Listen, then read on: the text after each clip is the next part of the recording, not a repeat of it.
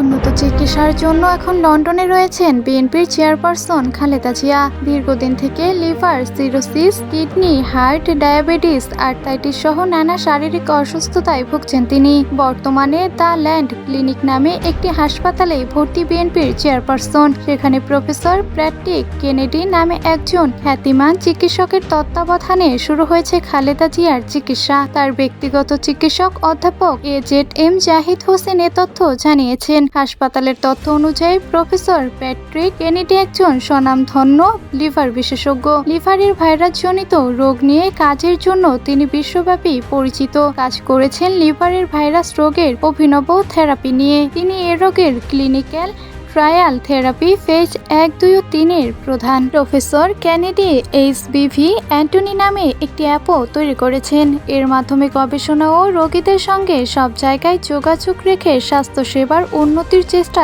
চালিয়ে যাচ্ছেন। ওয়েবসাইটে দেওয়া তথ্য অনুযায়ী প্রফেসর কেনেডির রোগী দেখার ফি 350 পাউন্ড, বাংলাদেশি মুদ্রায় 52,000 টাকার কিছু বেশি। রোগীর ফলো আপে ফি নেন 250 পাউন্ড বা 37,535 টাকা।